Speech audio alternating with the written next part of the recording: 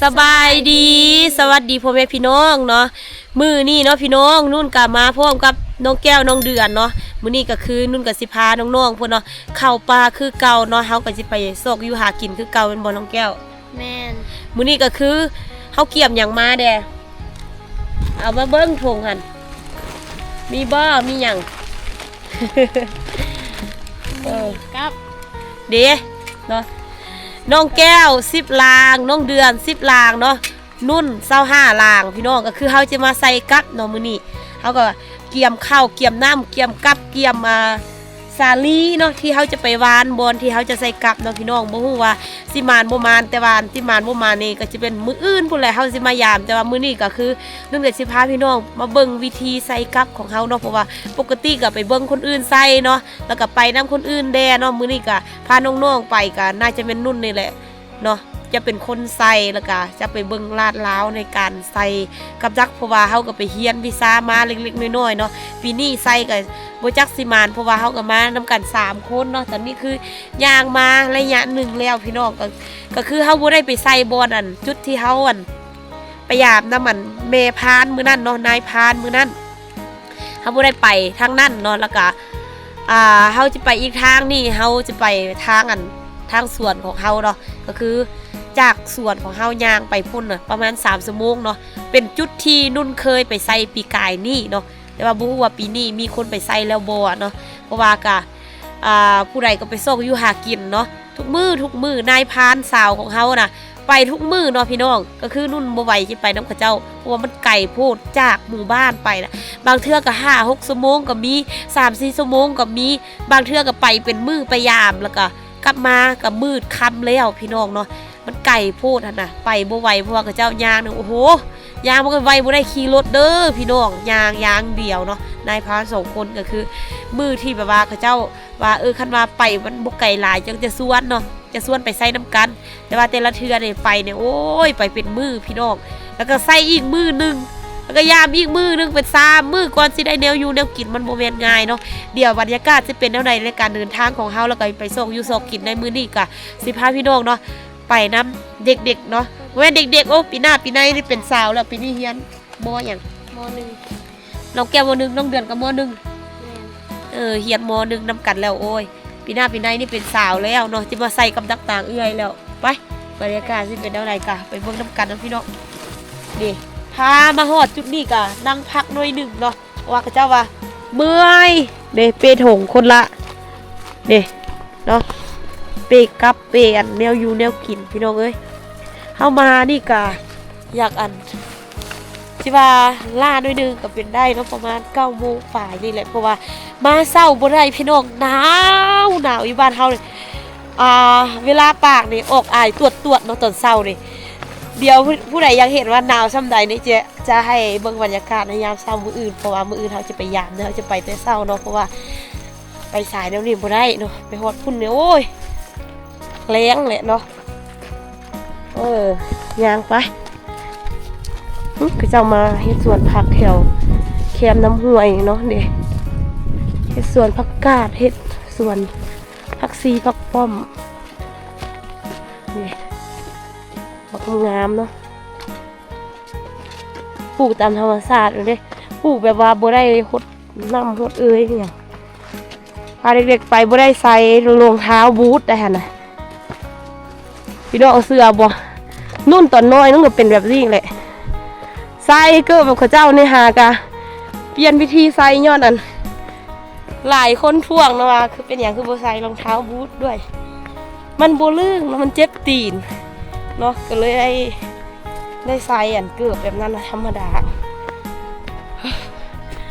โอ้ยยังใกล้เขาสิเดินทางหุ่นพูดแต่นั่นเนาะบอลเข้าไปใส่แถวนี้ยังเป็นบอลอัน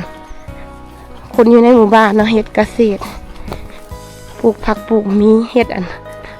ส่วนสาลีเฮ็ดนี่เฮ็ดนั่นเนาะนี่เส้นทางในการเดินทางของเฮาแถวนี้นะก็เจ้ายังเอารถซิ่งมาได้อยู่เนาะ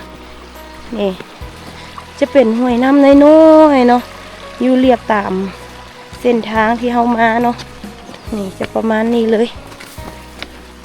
เด็กๆคือขยันกันมากเดินทางบ่ก็ไวนะกว่าเฮา แล้วหัวแล้วส่วนหมาแล้วเนาะเป็นปลาตึบแบบสิแถวนี้น่าจะปลูกหมกเดือยเนาะดูได้ยินแต่เสียงนกจิบจิบจิบจิบเลย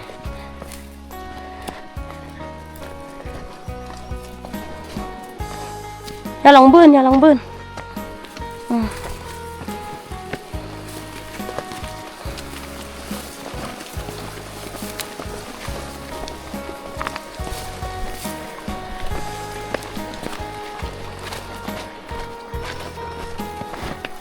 งางไปเรื่อยๆเนาะบอลสีหอดบอล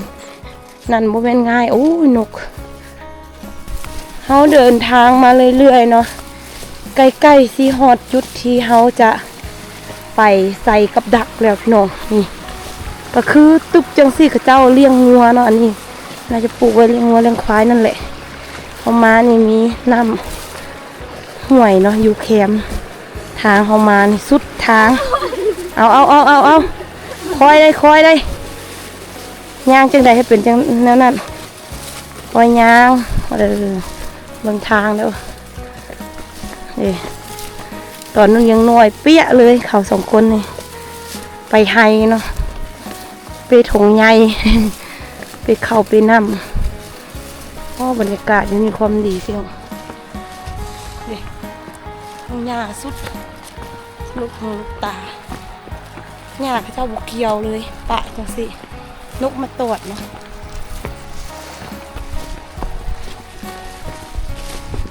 เดี๋ยวนี้เฮามานี่ยังไข่เลยอันนี้มันเปลี่ยนแล้วเนาะแต่ก่อนมาเนี่ยโอ้ยแถวนี้เขายังไม่ได้เฮ็ดห้วยสวนมีหยังโอ้ยตึ๊บเขาเดินทางมาระยะหนึ่งเนาะพี่น้องก็คือมาฮอดจุดนี้ก็มานั่งพักเซาเมื่อยเนาะอีดูเด็กๆเนาะเพราะว่ากะไก่พอสมควรเนาะจากหมู่บ้านเฮายางนี่มานี่ก็เกือบ2 ชั่วโมงพุ่นแล้วเนาะสิมาฮอดอันนี้มันบอนมอแล้วพี่น้องเอ้ยโรงเรียนมาเล่นน้ำจะได้น้ำหันเย็นวะบ่อยใส่หมวกมาบ่เคยว่าสั่นเด็กเกือบใส่จังสั่นมาเลยเนาะมาพักเซาเมื่อยวันนี้เนาะแล้วก็เฮาก็จะเดินทางต่อบุญยังอีกยาวไกลเนาะเดินทางต่อฮู้จักสิกินข้าวก่อนฮู้เพราะว่าเฮามาล่ายานเด็กๆหิวข้าวเด้เนาะหิวข้าวแล้วบ่ยังเนาะเดี๋ยวเฮาเข้าไปป่าก็ยังอีกน้อยนึงยังอีกน้อยนึงแล้วเฮาย่างเข้าไปป่าแล้วก็จึงพากันกินข้าวเนาะญี่ปุ่นก็มีห้วยจังซี่แหละห้วยเย็นๆไปวันแหละพักดนบ่ดีอย่างนี้มาซอกอยู่ซอกกินเพราะมันคนแข็งแรงขยันอดทนก็ว่าเดี๋ยวอยู่เดี๋ยวกินจริงแบบนั้น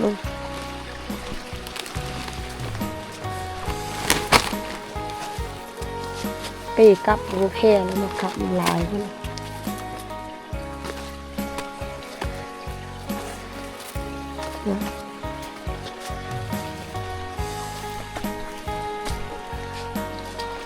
แล้วอยู่เนี่ยกินไปมาทั้งนี้เนี่ยโบจวบเลยนะอยู่ในกินคืออยู่ทางไทยเฮาแล้วทางนา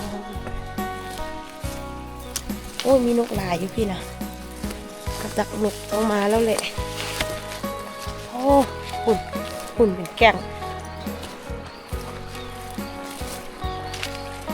ในทั้งใดก็มีห่วยเนาะนี่ห่วยน้อยๆ2-3ห่วยกันตอนนี้เฮากะมาหอดปลาเป็นที่เรียบร้อยนะพี่น้องโอ้บ่ฮู้จักมุงแต่ว่าอยู่ในปลานี่รู้สึกว่าโฮมเอาเกี่ยวได้ยังฮะเก็บยังบ่ได้เก็บหยัง นั่นเบิ่งนี่เนาะระหว่างที่เฮาไปซอกบอนอันจีใส่กับดักเนาะใส่ซอกห้อยหนูห้อยหยังเบิ่งได้หยังเก็บปลาเจ้ได้มียังอ๋อบนแนวสิเฮ็ดตอนนี้ก็คือเข้ามาในป่าเนาะนุ่นก็โลเบิ่งลาดลาวบอนที่ใส่กับดักหนูเนาะเพราะว่าก็บอนที่เฮามาใส่ปีกายนี่มันก็ตึ๊บๆตั้งแต่อยู่ลุมขึ้นมาแต่ว่าคือว่าบ่เห็นห้องห้วยมันหยังแต่ว่านุ่นก็สิโลใส่ชุดนี้ขึ้นเมื่อเพราะว่าชุดนี้ขึ้นเมื่อก็คือมันจะเป็นป่าดงดิบจังซี่แต่ว่าก็สิใส่หน่อยนึงนกแก้วว่า หิวข้าวแล้วสิกินข้าวก่อนแล้วค่อยใส่เนาะกินข้าวก่อนค่อยใส่นี่เฮาจะกินข้าวท่ามกลางน้ำตกตาดอยู่ข้างหลังเด้สองและมีน้ำกินเต้อยู่พี่เด้มีน้ำตกตาดเนาะคือจะมีปูมีปลาอยู่เนาะจังซี่เด้ปลาตึ๊บจังซี่ปลาดงดิบเนาะโอ้เดี๋ยวเห็นหอยอยู่นี่แล้วนี่หอยหนูหอยอย่างหูเนอะหอยตัวจอนหูเอ้าน้องแก้วเดี๋ยวเอ้ยจิมาใส่กับอยู่นี่เลยหนึ่งก่อน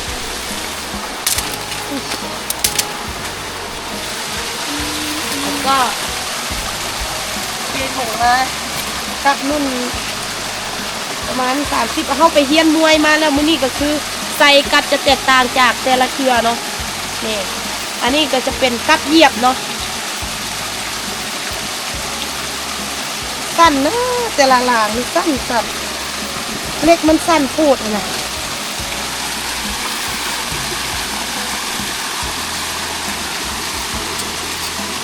เอาหน่อยๆคือมันจอดนี่สิครับเอาจะคุดในหนึ่งเนาะ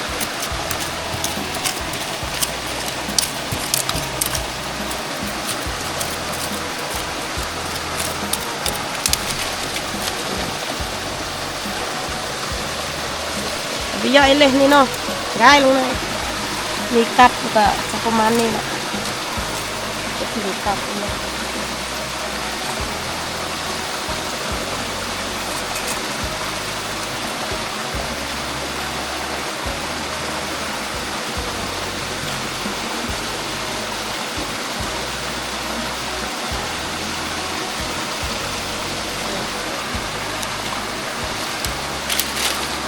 สองคนนี้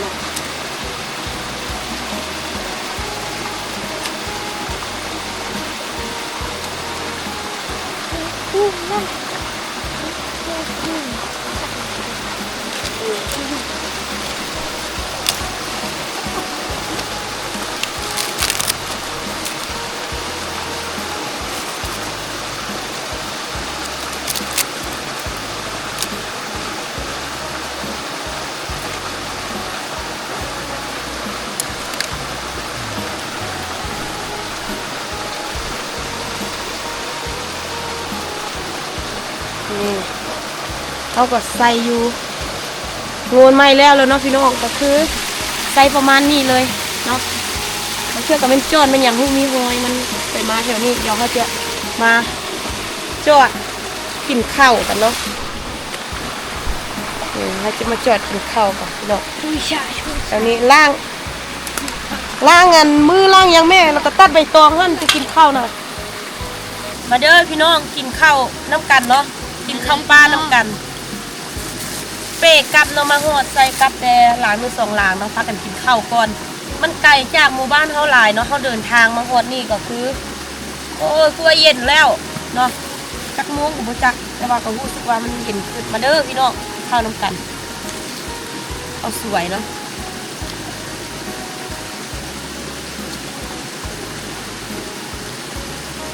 หน้าลูกกับมาใส่เนาะกับมือไม่รู้ว่าเขาไปใส่ทางไหนน่าจะบ่มาทางนี้มาเกือบกัน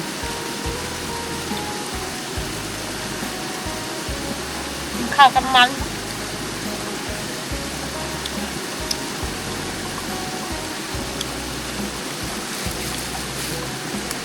กับบอหลามบอดหนังฟองซีนสองคนในฮอตแต่ซีนแท้มากินซีนแล้วใส่กับดักหนูต้องให้มาใส่กินซีนสั้นไม่ได้กินนะ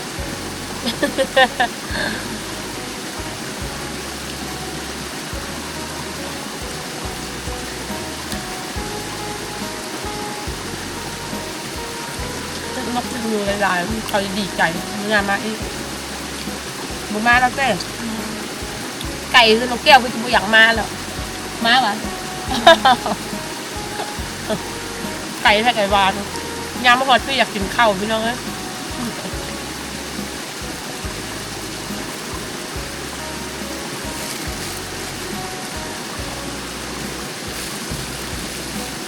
บดเกิน นั่งย่ำ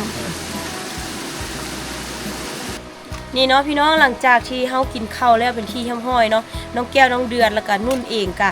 เกี่ยมพร้อมที่จะมาโละใส่กับดักเนาะน้องเดือนเนี่ยออกไปโละซอกบอลที่ใส่เนาะเพราะว่าน้องเดือนเนี่ยใส่กับเป็นนุ่นว่าบ่ให้ใส่เพราะว่าคันเฮาบ่แฮงบนนี้เนี่ยย่านมันหนีบมือเนาะแต่ว่ายืนยันว่าจะใส่แต่ว่าน้องแก้วน่ะยังเทื่อเนาะบ่ให้ใส่เทื่อเนาะยันหนีบมือเดียวสิพาไปห้องหมอเนาะวางบ่ได้มายามกับย้อนแหละเนาะพี่น้องเดี๋ยวสิพาพี่น้องมา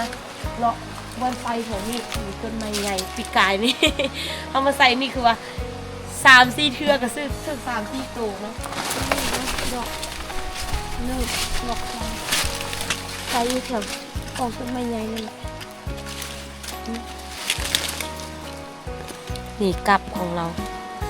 ขุดน้อยนึงเนาะบอนเราจะใส่ใส่ลงมือแข็งนี่นั่นเชื่อ ถ้าเป็นขนาดนั้นมุดเอามาใส่กับเชื่อพี่ไหมวันนี้ของอันพระเท่าซิวนี่ครับเนาะเราเอากลับมาให้10 หลางน้องบวกของเขา30บวกใส่เรียบร้อยเลยนี่ใช่ไหม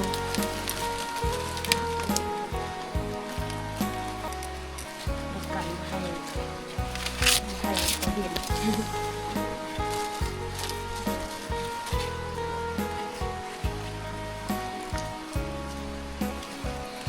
เรียบร้อยจานนี้ให้ทุกคนมาเบิ่งน้องบอลอันเอาใส่เนี่ยเอาปกประมาณนี้เนาะบ่รู้ว่าสิถือบ่ถือแต่เอาก็ที่ใส่จนหมดเนาะน้องเดือนใส่จักรางแล้ว ใส่3 ลาง น้องเดือนใส่3 รางแล้วฮู้บ่ว่าทางหนูเป็นอะไรฮู้อยู่เนาะเพราะว่าเคยใส่ปีนทั้งนี้ปีนหลังเฮ็ดหยัง ยังอายอยู่ยังบ่สิ้นอยู่พี่น้องเอ้ยเนาะอันจนที่ใหญ่แล้วก็จนที่เฒ่าผู้นึงจึงสิ้นก็จับกล้องบ่ได้แล้วเดี๋ยวนั้น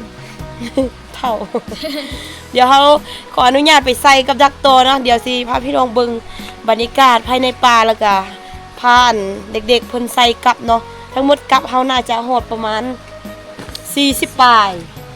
ยหลางโอ้โหใส่แนวใดให้หมดเนาะเดี๋ยวสิเป็นอะไรกะไปลุตามป่านี่แหละพี่น้องเนาะตอนนี้พี่น้องเฮาออกมาจากป่าแล้วโอ้โหงัวกับเจ้าเลี้ยงอยู่แถวใกล้ๆป่านี่น่ะอ๋องามแท้งามว่าตุ้ยพี่ดีงามนี่ตอนนี้น้องเดือนกับน้องแก้วกับนุ่นเนาะจะพากันกลับบ้านแล้วเนาะแดดยังต้องแห้งอยู่แต่ว่าอยู่ในป่านี่เย็นเนาะพากันกลับบ้านแล้วตอนนี้นะย่างออกจากป่ามาระยะหนึ่งเนาะพี่น้องก็คือพากันมาแวะอยู่ห้วยน้ำเมื่อยแท้เมื่อยว่าส่งคนนี่ป่านคนบ่เคยเข้าป่าเนาะนุ่นไปใส่กับดักน่ะใส่ด้วยหนึ่งเอิ้นใส่ด้วยหนึ่งเอิ้นเนาะ เป็นตาหัวเนาะนุ่นใส่กับบ่ไก่จากเขาเจ้าดอกก็อยู่ใกล้ๆกันนั่นแหละแต่ว่าก็ค่อยใส่ไปเนาะกับหนีบมือพร้อมเนาะเพราะว่าบางอันนั้นมันแข็งเกินไปนะดึงเรากริบปัน1 2โอ้พี่น้องเอ้ยเกือบเหนียวแตก เนาะมื้อนี้ถือว่าไปใส่กับกะผ่านพ้นไปด้วยดีเนาะแล้วน่าจะประมาณ3 โมงแล้วพี่น้องเนาะอันแล้วเนี่ยนะเราก็ย่างออกจากป่ามาค่ะครึ่งทางแล้วใกล้สิฮอดบ้านแล้วน้องเดือนมาอยากอาบน้ำอยู่พี่เนาะน้ำเย็นดีเมี้ยอายแท้อายว่าเลยเอา เนาะก็คือว่าสิว่ากันมาอาบน้ำอยู่นี่แหละพี่น้องเนาะเพราะว่ามันเป็นน้ำห้วยอยู่แถวใกล้ๆสวนเฮานี่มื้อตอนเช้าเฮาจึงสิได้ไปยามกับดักของเฮาเนาะสิถึกสิมานสิเป็นแนวใดก็ต้องเบิ่งตอนต่อไปนะพี่น้องสำหรับมื้อนี้ก็พวกเขา3 คนนะก็ขอกล่าวว่าสบายดีทุกคน บ๊ายบาย